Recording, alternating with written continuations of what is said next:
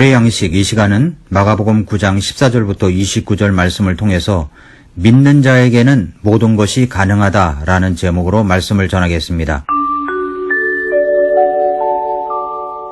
저는 목회를 하면서 잠을 잘 때 저와 가까운 거리에 핸드폰을 놓고 잡니다. 그렇게 하는 이유는 혹시 성도님들의 전화나 문자가 오면 답하려고, 밤중이라도 긴급 요청하는 신방이 있다면 119 출동하듯 그렇게 하려고 하는 마음 때문입니다. 밤중에 문자나 전화가 온다는 것은 긴급을 요하는 상황이라고 생각됩니다. 그러나 그런 일은 정말 드문 일입니다. 그런데 지난 주간에 밤 11시가 넘어서 그런 문자를 하나 받았습니다. 즉시 답신을 보내면서 그 성도님의 상황이 얼마나 힘들까를 생각하면서 간절한 기도가 나왔습니다. 새벽에 일어나서도 또 기도를 했습니다. 어쩔 수 없는 상황에서 정말로 기도만이 필요하였습니다. 나의 지혜나 능력으로는 도저히 어쩔 수 없는 상황을 만나본 적이 있습니까? 그때 어떻게 반응하십니까? 아마도 극단적인 두 가지 반응이 있다고 생각됩니다. 하나는 불가능은 없다는 믿음을 갖고 사는 사람들입니다. 어떤 일이든지 부딪혀보자고 도전하는 사람입니다. 실제로 이런 사람들은 많은 시련과 역경을 극복하고 문제가 해결되는 역사가 일어나는 것을 볼 수 있습니다. 이런 삶의 자세는 정말 필요하다고 생각합니다. 그런데 인생이라는 것이 이렇게 해도 저렇게 해도 잘 안 되는 불가능한 상황이 분명히 있습니다. 아무리 100세 시대라고 할지라도 죽음의 문제는 해결할 수 없습니다. 아무리 의학이 발달했다고 할지라도 지금도 오진과 치료약이 없어서 죽어가는 사람들이 정말 많습니다. 우리는 해결할 수 없는 것들이 있습니다. 죽음의 문제도, 병의 문제도, 죄의 문제도 해결할 수 없습니다. 불가능은 없다고 선언을 하며 도전 정신으로 앞으로 나아가지만 우리는 불가능한 것을 만난다는 사실입니다. 또 하나는 정반대의 자세. 조그만 어려운 일이 생겨도 그만 도전하지 않고 포기하는 사람들이 있습니다. 자신의 한계를 너무 쉽게 수용하고 한계를 낮추어 버리고 역경 앞에서 삶을 쉽게 포기하는 사람들을 만나곤 합니다. 벼룩이 뛰면 30cm가량 뜁니다. 그런데 이 벼룩을 유리컵 속에 넣었더니 벼룩이 뛰다가 그만 유리컵 천장에 부딪혔습니다. 뛰고 또 뛰어도 낮은 유리컵 천장에 부딪혀 5cm, 10cm밖에 뛰지를 못했습니다. 수시간이 지난 후 유리컵을 치웠습니다. 그렇게 했더니 본래 뛰던 모습이 아니라 5cm, 10cm밖에 안 뛰는 것이었습니다. 자신의 한계가 그 정도라고 이미 설정해 버린 것입니다. 그렇다면 우리는 구원받은 하나님의 자녀들로서 이런 불가능한 상황을 만나게 되면 어떻게 해야 할까요? 물론 내 자신이 해결할 수 없는 상황입니다. 그러나 그렇게 해결할 수 없다고 주저앉아 버리는 것이 아니라 이 불가능한 상황을 어떻게 하면 해결할 수 있을까를 생각해야 합니다. 어떻게 그런 불가능한 상황을 헤쳐나갈 수가 있을까요? 오늘 본문에는 부정한 영에 잡혀서 헤어나오지 못하는 자기 자식 문제를 가진 아버지가 등장합니다. 예수님이 잠시 자리를 비운 사이에 이 아버지가 예수님의 제자들을 붙잡고 자기 자식을 고쳐달라고 한 것 같습니다. 그러나 제자들은 그 부정한 영, 마귀를 내쫓으려고 하였지만 마귀를 쫓아내지 못했습니다. 그러면서 서로 우왕좌왕하는 사이에 예수님께서 오셔서 그 상황을 보셨습니다. 예수님이 오시자마자 무리 중에서 한 사람이 뛰어나왔습니다. 그 아이의 아버지였습니다. 그리고 이렇게 예수님께 말합니다. 마가복음 9장 17절부터 18절에 보면 무리 중에서 한 사람이 대답하여 이르되 선생님이여 내가 말 못하는 영이 들린 내 아들을 선생님께 데려왔나이다. 그가 그를 아무데나 데려가서 쥐어 뜯으면 그가 거품을 흘리고 이를 갈며 또 몸이 파리해지나이다. 내가 선생님의 제자들에게 말하여 그들이 그를 내쫓게 하였으나 그들이 하지 못하더이다 하매. 예수님을 발견한 순간 이 아버지는 마지막 희망이라고 생각하고 예수님께 자신의 아이의 문제를 말씀드리고 있습니다. 예수님 발 앞에 엎드려 도와달라고 간구합니다. 불가능한 문제를 들고 나온 이 아버지의 모습을 통해서 예수님께서 우리에게도 우리의 일상을 통해서 일어나는 불가능한 문제에 직면했을 때 우리가 마땅히 취해야 할 자세를 말씀하고 있습니다. 첫째로 먼저 불가능한 문제를 가지고 예수님께 나와야 합니다. 이 아이의 아버지는 예수님께 나와서 간절히 도와달라고 간구를 했습니다. 그러자 예수님께서 이렇게 말씀하십니다. 19절에서 그분께서 그에게 응답하여 이르시되 오 믿음이 없는 세대여 내가 언제까지 너희와 함께 있으리요 언제까지 너희를 용납하리요 그를 내게로 데려오라 하시니 예수님께서 지금 뭐라고 말씀하십니까? 그를 내게로 데려오라고 하십니다. 내게로 데려오라는 것입니다. 이 아버지는 부정한 영이 들려 난치병을 앓고 있는 이 아이의 문제를 가지고 예수님께 왔습니다. 그런데 예수님은 그 아이를 내게로 데려오라고 하십니다. 다시 말해서 문제를 가지고 오라는 것입니다. 내가 하나님의 집에 왔다는 사실이 중요한 것이 아닙니다. 중요한 것은 그 문제를 가지고 와야 합니다. 교회에 나왔다는 사실만으로 문제가 해결되는 것이 아닙니다. 그 문제를 가지고 예수님께 나와야 합니다. 예수님께서는 그 문제를 가지고 내게로 오라고 하십니다. 그를 내게로 데려오라. 우리도 종종 불가능한 문제를 만납니다. 부정한 영이 들려 간질병 증세를 보이는 이 아이의 아버지처럼 듣도 보지도 못했던 어떤 문제가 터져 당황하고 어쩌지 못하는 모습이 내게 일어날 때가 있습니다. 그때 우리는 용기를 내어 문제를 가지고 예수님께 와야 합니다. 그리고 그 문제를 말씀드려야 합니다.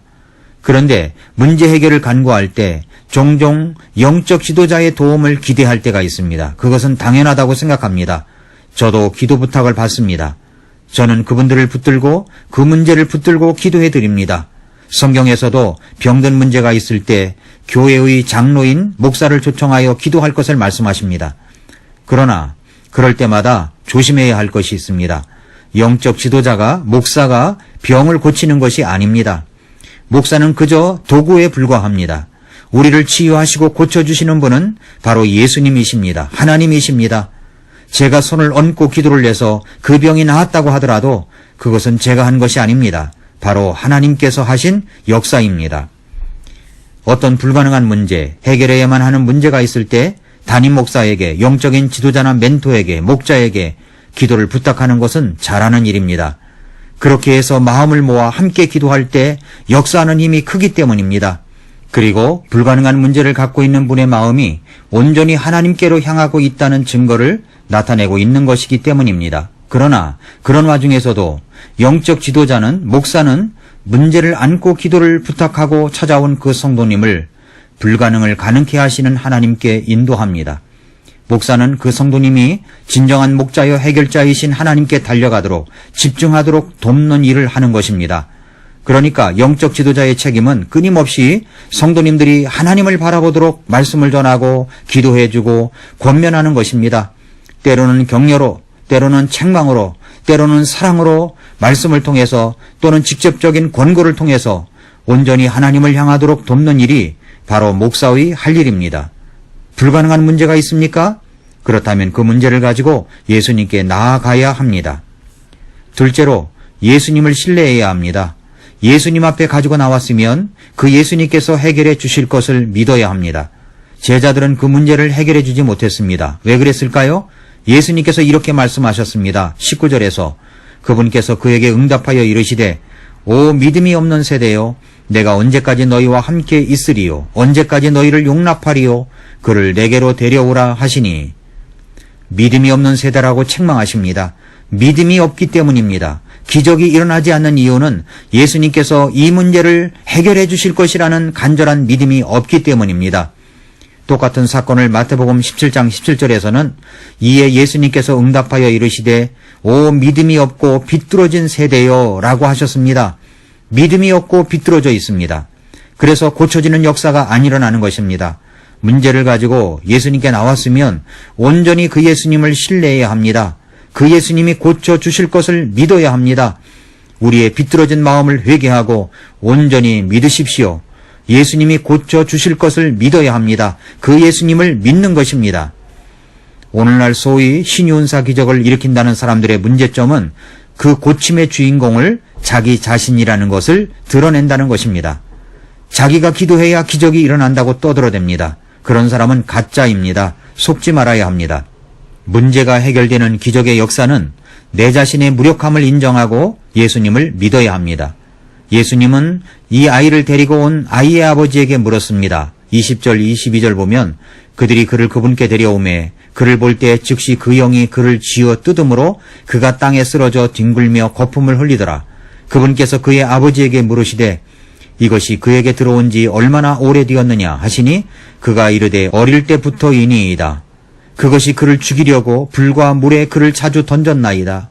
그러나 선생님께서 어떤 일이라도 하실 수 있거든 우리를 불쌍히 여기사 우리를 도와주소서 하매 라고 했습니다. 예수님께서 부정한 영이 들려 발작을 일으키는 이 아이를 직접 보셨습니다. 그래서 언제부터 그렇게 되었느냐고 물으십니다. 그러자 아버지가 말합니다. 어릴 때부터입니다. 그 마귀가 이 아이를 죽이려고 불과 물에 자주 던졌습니다. 이 말을 하는 아버지의 비통한 가슴 아픈 심정이 느껴집니다. 그러면서 이 아이의 아버지는 이렇게 예수님께 간구합니다. 예수님이 어떤 일이라도 하실 수 있거든 우리를 불쌍히 여기사 제발 도와주세요. 아직은 반신반의하고 있는 아버지. 그래도 뭔가를 하실 수 있다면 그 뭔가라도 해달라고 간구하는 아버지의 대답에 예수님께서 불호령 같은 말씀을 하십니다. 23절에서 예수님께서 그에게 이르시되 네가 만일 믿을 수 있거든 믿는 자에게는 모든 것이 가능하니라 하시니 라고 했습니다. 믿는 자에게는 모든 것이 가능합니다. 아마도 여러분은 개역성경에 이렇게 쓰여진 것을 기억하실 것입니다. 할 수 있거든이 무슨 말이냐? 믿는 자에게는 모든 것을 할 수 있느니라. 내게 일어난 불가능한 것들이 믿는 자에게는 모든 것이 가능하다고 말씀하시는 예수님의 발 앞에 이 아버지가 다시 엎드리면서 이렇게 말합니다. 24절에서 즉시 그 아이의 아버지가 부르짖고 눈물을 흘리며 이르되 주여 내가 믿나이다. 나의 믿지 아니함을 도와주소서 하더라. 부르짖고 눈물을 흘리며 내가 믿음 없음을 도와달라고 주여 내가 믿는다고 고백하는 이 아버지의 모습. 그 아이의 아버지의 믿음을 확인한 예수님은 그 아이의 병을 고쳐주셨습니다. 사랑하는 성도 여러분, 서론에서 저에게 긴급 기도 요청을 해온 그 성도님이 안고 있는 문제도 예수님께서 해결해 주실 것을 믿습니다. 그렇게 밤중이라도 기도 요청 문자를 보냈다고 하는 것은 예수님께서 이 문제를 해결해 주실 것을 바라며 이미 예수님께 문제를 가지고 나아온 모습이라고 생각합니다. 문제를 안고 있는 당사자가 아니면 어떤 사람도 그 사람이 안고 있는 고통을 이해하기 어렵습니다.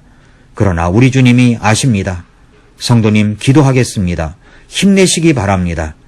사랑하는 성도 여러분, 우리 모두 불가능한 문제라고 여겨지는 그 문제 앞에서 오늘 이 아이의 아버지가 취한 변화가 있어야 합니다. 우리 모두가 주님께 무엇을 하실 수 있거든 해주세요 라는 간구의 차원이 아니라 이 아이의 아버지처럼 부르짖고 눈물을 흘리며 내가 믿음 없음을 도와달라고 하면서 그 예수님이 해결해 주실 것을 온전히 믿을 때 주님께서 역사하시는 것입니다. 네가 만일 믿을 수 있거든 믿는 자에게는 모든 것이 가능하니라.